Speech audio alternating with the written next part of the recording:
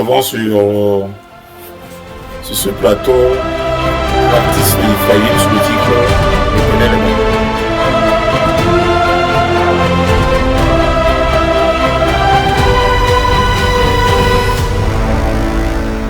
Je me nomme Joe Mongassa Ephraïm. Je suis ravi de faire partie de cette prestigieuse compétition. Si je fais partie de cette compétition, c'est dans le but de célébrer le nom de Jésus qui est si puissant, qui est merveilleux. Ce chant que je m'avais présenté, qui s'intitule L'Éternel est bon, l'Éternel est mon âme, c'est un chant qui exprime ce que Dieu a fait pour moi. Et chez membres du jury, merci d'agréer ce que le Seigneur met à cœur de pouvoir faire. Que Jésus nous bénisse tous, car il est fidèle.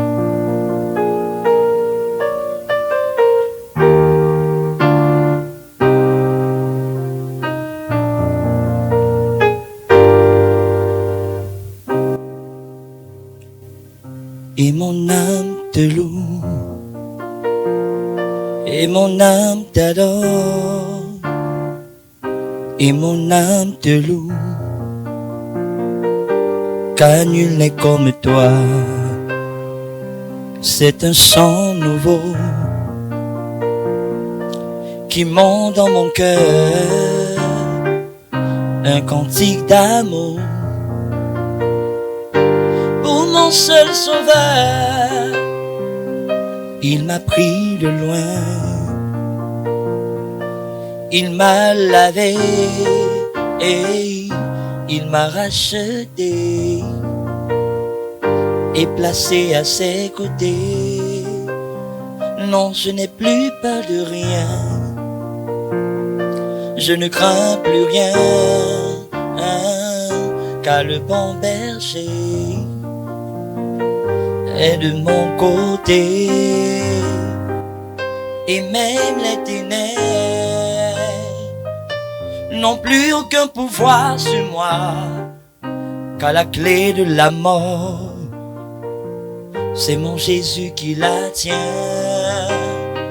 Quand il me tient la main, nous fonçons droit dans la main de l'ennemi. Et le grand Goliath, si grand et fort, se retrouve par terre. Le seul me suffit, le seul est tout pour moi. Quand je ne sais comment le dire, je me mets à chanter.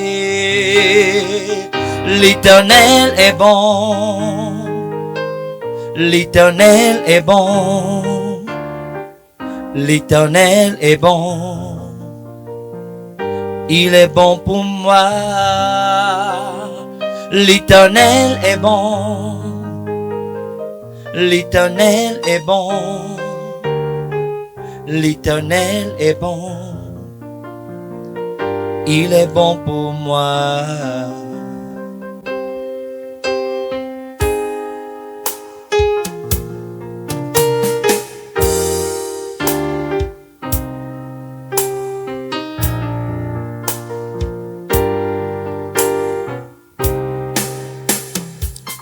Ses bontés divines, son amour parfait, ses empreintes d'en haut font ma différence.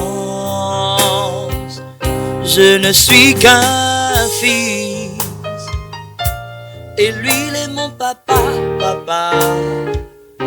Oh regarde bien, j'ai les traits de mon Jésus, lui seul me suffit, lui seul est tout pour moi. Quand je ne sais comment le dire, je me mets à chanter. L'Éternel est bon, l'Éternel est bon, L'Éternel est bon. Il est bon pour moi. Oh, l'Éternel est bon. L'Éternel est bon. Oh, oh, l'Éternel est bon. Il est bon pour moi. Mon Jésus est bon. Mon Jésus est bon. Mon Jésus est bon. Il est bon pour moi. Ah, mon Jésus est bon. Mon Jésus est bon. Oh, mon Jésus est bon. Il est bon pour moi.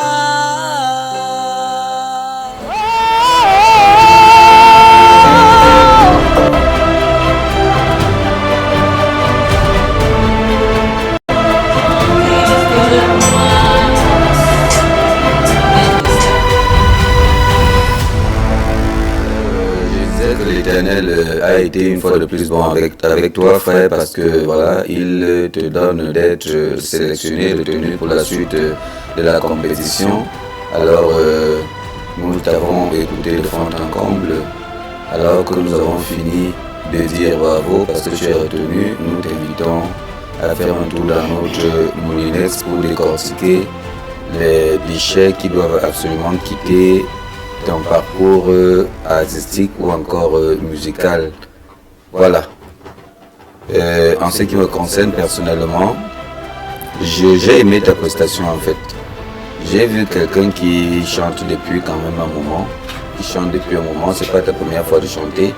J'ai vu quelqu'un qui aime interpréter, j'ai vu quelqu'un qui a l'habitude d'interpréter, mais qui a encore quelques petites lacunes sur lesquelles nous allons venir tout à l'heure.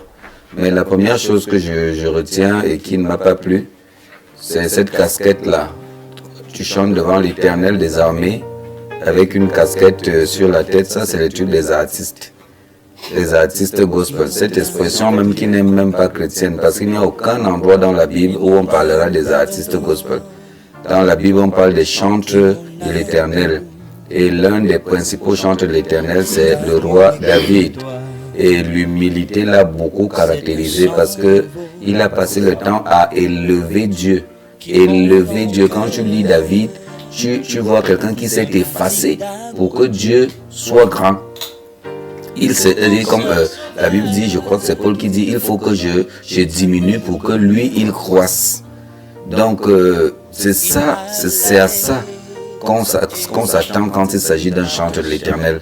Quelqu'un qui ne veut pas nous montrer sa tenue, qui ne veut pas nous montrer ses belles chaussures, sa belle casquette ou je sais pas trop quoi, mais qui ne veut même pas nous montrer qu'il est trop bon chanteur, mais qui veut nous montrer qu'il est venu avec un cœur sincère pour adorer l'Éternel en esprit et en vérité. Donc je ne suis pas là en train de te fustiger, je dis juste que pour c'est déjà bon parce que nous sommes dans un concours pour les artistes de la musique chrétienne en herbe. Ça veut dire qu'après l'herbe, là, ce sera les professionnels. Donc, si on enlève la casquette maintenant, c'est bien. Pour que pour la suite, il n'y ait plus ce genre de détails-là. Nous devons adorer l'Éternel et la caractéristique principale des adorateurs, c'est l'humilité. L'humilité. Tu ne chantes pas pour moi, tu ne chantes pas pour ta tante, pour ta soeur, pour ta cousine. Tu ne chantes même pas pour toi-même. Tu chantes pour l'Éternel. La Bible dit que ce genre d'adorateurs, ce sont eux que l'Éternel recherche. Voilà, donc à chaque fois que tu seras devant le micro, à chaque fois que tu seras appelé à prester pour dire les paroles d'adoration, de louange, dis-toi, est-ce que Jésus est le plus en vue ou alors c'est moi? Si c'est toi qui te retrouves être le plus en vue, tu as raté l'objectif. C'est Jésus qui doit être en vue. C'est pour ça que la casquette là, elle doit sauter pour la prochaine fois. Maintenant, l'autre élément, j'ai vu, quand tu es dans les graves, un peu de médium, tu gères bien, tu t'en sors. Mais à chaque fois, un peu plus, je crois presque chaque fois que tu as essayé de monter, à quelques exceptions près, tu es sorti de la tonalité. Et ça, c'est quelque chose que tu dois travailler. La voix, c'est Dieu qui la donne et on prie pour avoir la voix.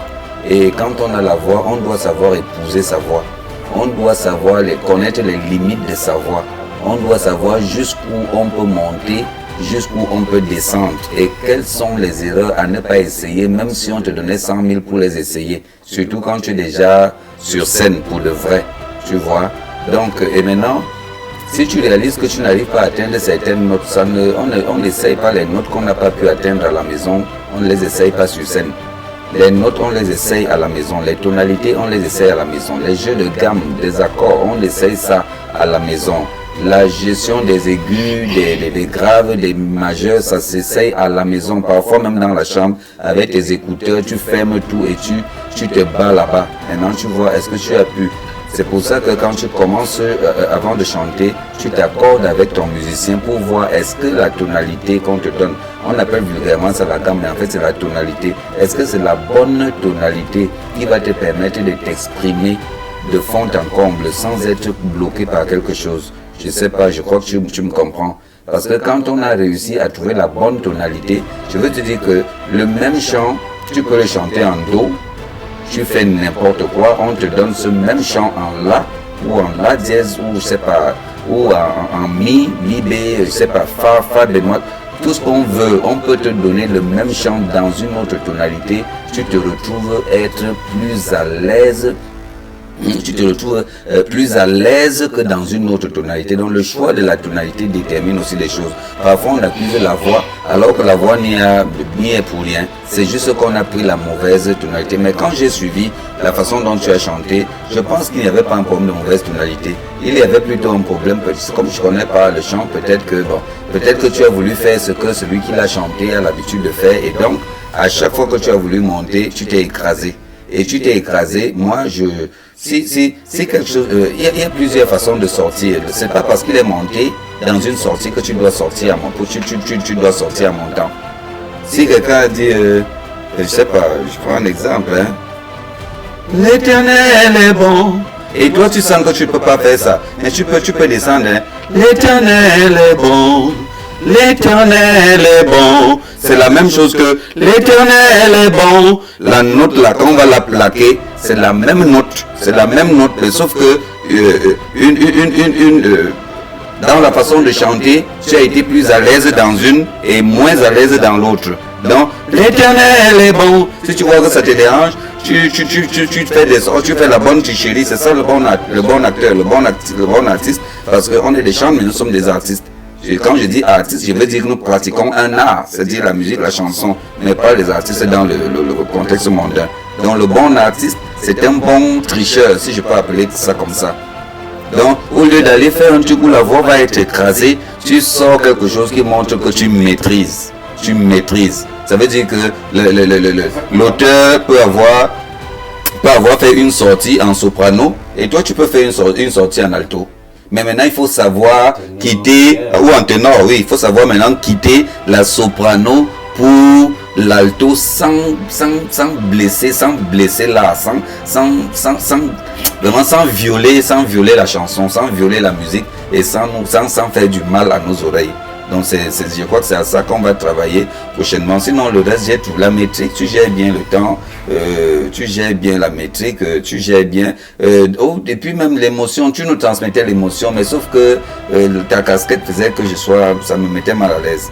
Donc en enlevant cette casquette-là, j'aurais mieux vu dans tes yeux, parce que ça pourrait être aussi, peut-être que la casquette a été une couverture pour cacher ta frousse. Bon, on verra prochainement. Donc moi je dis bienvenue. Les autres coachs ont certainement des choses à te dire, mais voilà les quelques éléments que j'ai notés. On va travailler comment jouer avec des tonalités. Tu peux même être dans une tonalité très élevée où tu ne t'en sors pas, mais dans la façon de gérer le vocal, tu t'en sors et les gens ne sauront pas que tu avais un problème.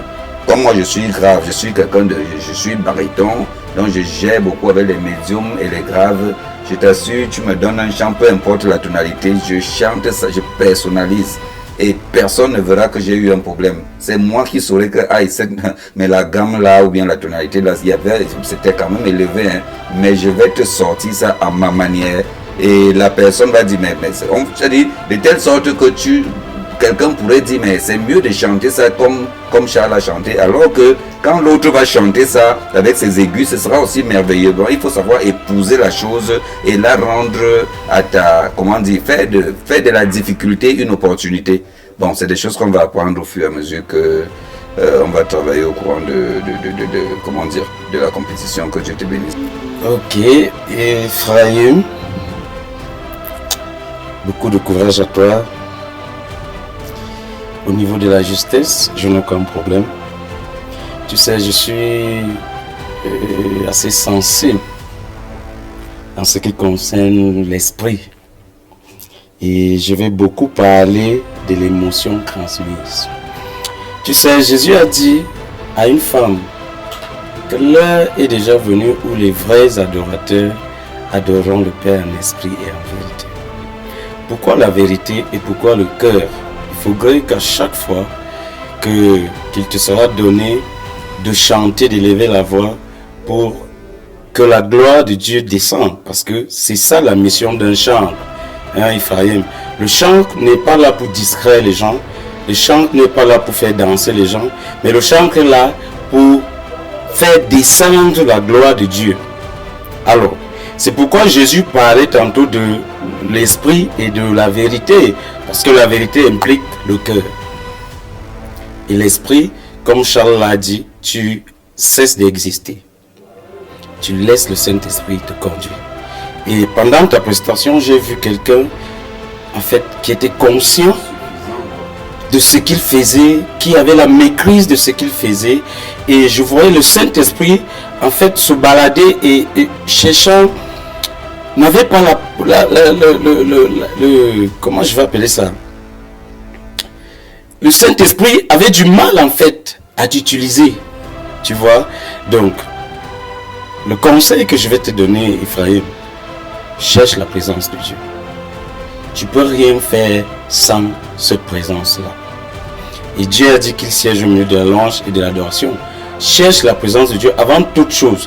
Et c'est cette présence-là qui va faire en sorte que, quelle qu'en soit ta voix, quelle qu'en soit la beauté de ta voix, quel qu'en soit le dégamage, lorsque tu l'as, cette présence-là, en fait, cela pourra faire même en sorte que les gens, boucher les oreilles des gens sur le son, sur la qualité de voix, mais la présence va les emporter. Donc, le conseil que j'aimerais te donner, c'est de chercher la présence de Dieu. Et comment donc la chercher, cette présence-là? Je crois que je ne vais pas te donner le secret maintenant. Choisis-moi comme ton coach et je te donnerai le secret. Oui, je te donne le secret parce que tu en as besoin, frère. Tu en as besoin. Tu en as besoin. La présence de Dieu dans ta façon de faire.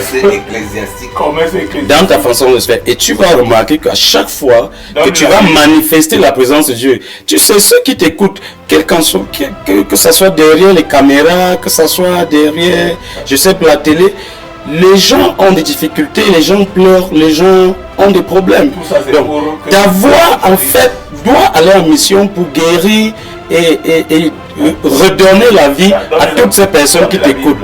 Donc, alors, il n'y a que cette présence-là qui va t'amener à guérir les malades, à faire du bien aux gens. Tu vois un peu? Donc, la présence de Dieu, tu en as besoin. Et choisis-moi comme ton coach et je te donnerai le secret. Beaucoup de courage à toi et bon, que le Seigneur te bénisse. Bon, Ephraim, bienvenue à la course. Je serai la dernière personne à parler parce que celui qui ne parle pas, certainement c'est lui que tu vas choisir comme coach. Bon, mes frères ont touché l'aspect spirituel qui est déjà primordial pour un chantre et je suis d'accord avec eux parce que si tu dis que tu es à l'image de ton papa qui est Jésus, tu dois respecter ton papa et lorsque tu es devant ton papa, quand tu lui parles, c'est normal que tu enlèves ta casquette et c'est cette tenue-là qui est un peu jouée sur l'émotion parce que moi aussi, comme Charles l'a dit, J'ai voulu bien me connecter à l'émotion, mais là, le port de la casquette m'a légèrement énervé. Je ne suis pas ton Dieu.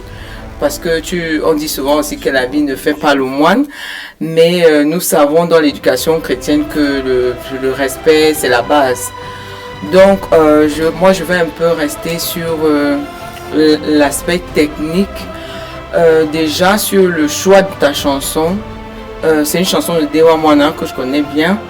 Et lorsque tu es un homme, ça veut dire que tu as un timbre masculin. Et là, tu prends le risque de prendre une chanson de timbre féminin. Donc, ça veut dire quoi? Nous, les femmes, on est d'abord d'office naturellement soprano. On est soprano. Donc, quand tu prends une chanson comme ça, il faudrait que tu t'ajustes très bien. Parce que au niveau de l'éternel est bon, tu vois que normalement tu ne devais pas être là. Et quand tu veux donc monter, ça devient comme si tu maîtrisais, mais en fait tu ne maîtrises pas. Donc à la prochaine fois, tu pouvais par exemple prendre Guy Michel King qui chante, je sais pas, que ta volonté s'accomplisse, des choses comme ça. Ça c'est un timbre masculin. Tu pouvais être à l'aise, ou bien tu pouvais prendre il est là, il est là, des choses comme ça. Il est où? Donc Jésus, il est là. Jésus est là. Donc vraiment Ephraim, c'est ça qui t'a un peu vraiment tu as pris le risque et c'était pas un très bon risque. Bon, gloire à Dieu parce que il t'a donné le timbre il est là, mais il faut remplir ce timbre déjà du Saint-Esprit comme l'a dit tes frères ici sur le plateau, et puis le reste il faut travailler et savoir quelle chanson te va, quel rythme te va. Moi par exemple je serais pas à l'aise dans un bikutsi. Sinon, le bikutsi doit être posé. Parce que si tu viens me demander de chanter une chanson chaude, je ne veux pas m'en sortir comme je sais chanter des chansons un peu plus tempérées. Donc, c'est sans chante ou artiste, comme l'a dit Charles là, que nous sommes d'abord des artistes parce que nous pratiquons là. Il faut savoir ce qui va avec ton vocal et ta capacité à transmettre. Donc voilà, je te souhaite bonne chance pour la suite et que Dieu te bénisse. Ok. Ephraim, nous avons ici 4 coachs. Nous avons Berlin, Célestin, Charles et... Faut finir par moi, faut finir par Charles. Je n'aime pas ça. Tu commences par Berlin, tu sautes, ça c'est... De toute façon, tu es libre de choisir le coach qui te convient. Mais particulièrement cette belle dame qui est à côté de moi. Non, ça c'est attention au jugement de valeur. Les belles dames, non, nous sommes ici pour les voir et pour juger. Comment tu peux aller qualifier la dame? Donc tu veux déjà choisir. Non, c'est ma soeur, c'est de l'abondance, c'est ma soeur. Elle est dans l'aide alors. Non, je ne veux pas qu'on qualifie de ma soeur. Tu es libre de choisir qui tu veux. Depuis qu'on est là, tu bois ton jus au lieu de me donner. Il est libre de choisir. Par exemple que... Choisis. Tu bois le jus, mais tu qualifies ma soeur. En passant, on ne doit pas te choisir. Voilà. Parce que tu as volé le jus. Ça c'est très dangereux. On appelle ça des déclarations diffamatoires. Et ça, c'est des choses parce que là c'est des choses. Il a volé. Il a pris sans permission. Mais prendre sans permission veut dire voler. Prendre sans permission veut dire voler. Mais prendre publiquement sans être retenu veut dire que tu as... Quand tu prends publiquement sans être retenu, c'est avec la permission de l'auteur, du propriétaire. Tu ne sauras pas choisir. Non, surtout que... Bon, en tout cas, frère. Il a commencé une prédication sans Bible. Ephraim, tu viens prochainement et tu viens travailler avec moi. Je ne veux pas entrer dans les commentaires.